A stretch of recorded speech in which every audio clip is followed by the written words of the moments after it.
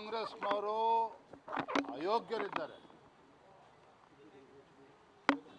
ಈ ಐತಿಹಾಸಿಕ ಕುಂಭಮೇಳ ಪ್ರಯಾಗ್ರಾಜ್ನಲ್ಲಿ ಕೋಟ್ಯಾಂತರ ಜನ ಭೇಟಿ ಕೊಡ್ತಾ ಇದ್ದಾರೆ. ಆ ಒಂದು ಪವಿತ್ರ ಸ್ಥಳಕ್ಕೆ ಹೋಗಿ ಬರ್ತಾ ಇದ್ದಾರೆ. ಈ ರೀತಿ ಹೇಳಿಕೆಗಳನ್ನು ಕೊಡೋದ್ರ ಮುಖೇನ ಅಸಂಖ್ಯಾತ ಹಿಂದೂಗಳ ಭಾವನೆಗಳಿಗೆ ಧಕ್ಕೆ ಬರೋ ರೀತಿಯಲ್ಲಿ ಈ ಅಯೋಗ್ಯ ಕಾಂಗ್ರೆಸ್ ಪಕ್ಷದ ಮುಖಂಡರು ನಡ್ಕೊಳ್ತಾ ಇದ್ದಾರೆ. ಅದು ಸರಿಯಲ್ಲ. ನಿನ್ನೆ ನಡೆದಿರ್ತಕ್ಕಂಥ ಘಟನೆ ಭಾಳ ದೊಡ್ಡ ದುರಂತ ನಡೆದಿದೆ.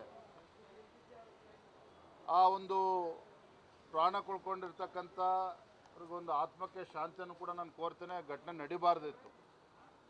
ಆದರೆ 144 ವರ್ಷಗಳ ನಂತರದಲ್ಲಿ ಒಂದು ಐತಿಹಾಸಿಕ ಕಾರ್ಯಕ್ರಮ ನಡೀತಾ ಇದೆ.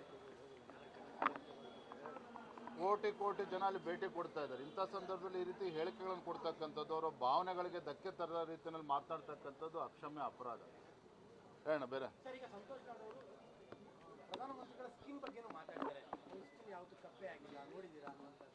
ಅವನು ಯಾರೇ ಮಾತಾಡೋದು, ಪ್ರಧಾನಮಂತ್ರಿಗಳು ಮಾತನಾಡಬೇಕಾದ್ರೆ ಆ ಯೋಗ್ಯತೆ ಇರಬೇಕಾಗ್ತದೆ. ಈ ರೀತಿ ಹಾದಿಯಲ್ಲಿ ಬೀದಿಯಲ್ಲಿ ಮಾತನಾಡಿದ ತಕ್ಷಣ ಏನು ಮೋದಿಯವರ ಘನತೆ ಏನು ಕಡಿಮೆ ಆಗಲ್ಲ. ಆದರೆ ಮೋದಿಜಿಯವರ ಬಗ್ಗೆ ಮಾತನಾಡಬೇಕಾದ್ರೆ ಅದಕ್ಕೆ ಒಂದು ಘನತೆ ಇರಬೇಕಾಗುತ್ತೆ. ಸುಮ್ಮನೆ ಇವರೆಲ್ಲ ಮಾತಾಡೋದ್ರಿಂದ ಅದೇನು ಬದಲಾವಣೆ ಆಗಲ್ಲ.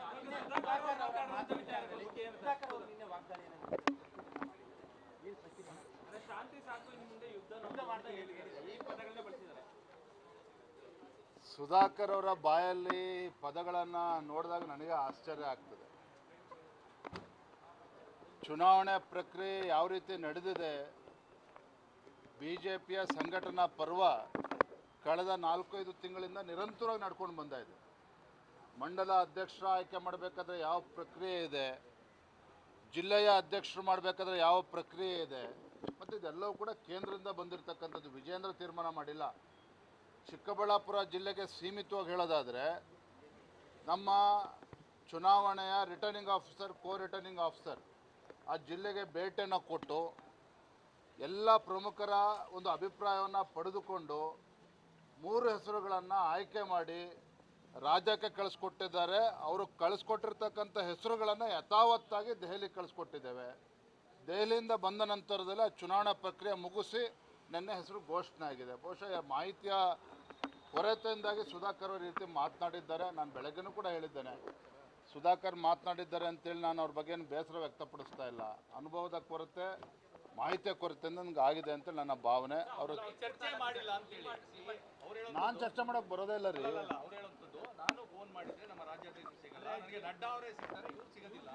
ಅವರು ನಾಯಕರಿದ್ದಾರೆ. ಸಹಜವಾಗಿ ನಾಯಕರುಗಳು, ರಾಷ್ಟ್ರೀಯ ನಾಯಕರು ಫೋನ್ ಮಾಡಿದಾಗ ಅಪಾಯಿಂಟ್ಮೆಂಟ್ ಕೊಡ್ತಾರೆ.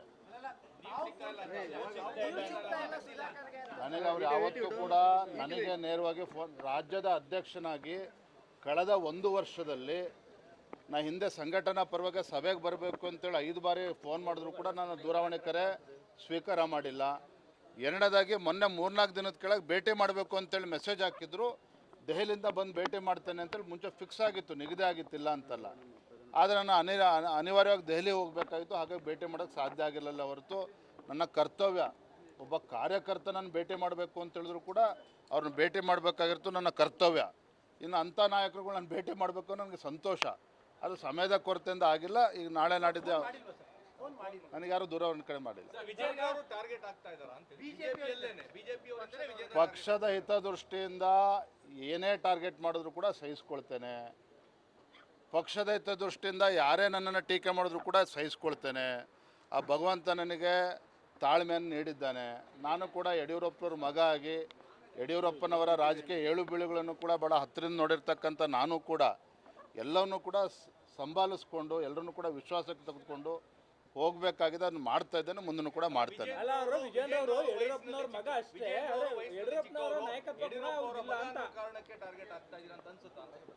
ಯಡಿಯೂರಪ್ಪನವ್ರ ಮಗ ಅನ್ನೋದಕ್ಕೆ ನನಗೆ ಹೆಮ್ಮೆ ಇದೆ. ಯಾರು ಏನೇ ನೋಡ್ರಿ, ಬೆಳೀತಾ ಇರ್ತಕ್ಕಂಥ ವ್ಯಕ್ತಿಗೆ ಈ ರೀತಿ ಸವಾಲುಗಳು ಬರ್ತಕ್ಕಂಥದ್ದು ಸಹಜ. ಅದು ಎಲ್ಲವನ್ನು ಕೂಡ ಸಮಾಧಾನದಿಂದ ಸ್ವೀಕಾರ ಮಾಡಬೇಕಾಗ್ತದೆ. ಅದನ್ನು ಮಾಡ್ತಾ ಇದ್ದಾರೆ.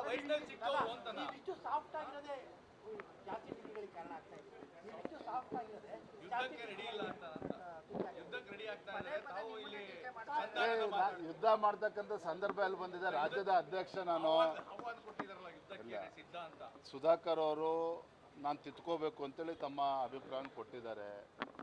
ಚುನಾವಣೆ ಪ್ರಕ್ರಿಯೆ ಎಲ್ಲ ಮುಗಿದ ಮೇಲೆ ನಾನು ಕೂಡ ಸಮಯವನ್ನು ಪಡೆದುಕೊಂಡು ಅವ್ರನ್ನೂ ಕೂಡ ಭೇಟಿ ಮಾಡ್ತೇನೆ. ಅವರ ಏನು ಅವ್ರೇನು ಸಲಹೆಗಳಿದೆ ಅದನ್ನು ಕೂಡ ಸ್ವೀಕಾರ ಮಾಡ್ತೇನೆ. ಇದೆಲ್ಲವೂ ಕೂಡ ಚುನಾವಣೆ ಪ್ರಕ್ರಿಯೆ ನಡೀತಾ ಇದೆ. ಮಂಡಲ ಅಧ್ಯಕ್ಷರಿಗೆ ಏನು ಪ್ರಕ್ರಿಯೆ ನಡೀತದೆ, ಜಿಲ್ಲೆಯ ಅಧ್ಯಕ್ಷರಿಗೆ ಏನು ಚುನಾವಣೆ ಪ್ರಕ್ರಿಯೆ ನಡೀತದೆ, ಅದು ರಾಜ್ಯದ ಅಧ್ಯಕ್ಷರಿಗೂ ಅದೇ ಪ್ರಕ್ರಿಯೆ ನಡೀತದೆ. ರಾಷ್ಟ್ರೀಯ ಅಧ್ಯಕ್ಷರ ಚುನಾವಣಾ ಪ್ರಕ್ರಿಯೆಯೂ ಅದೇ ರೀತಿ ಇರ್ತದೆ. ಏನೇ ಬಂದರೂ ಕೂಡ ಅದನ್ನು ಎದುರಿಸಬೇಕಾಗ್ತದೆ. ಥ್ಯಾಂಕ್ ಯು ಧನ್ಯವಾದ.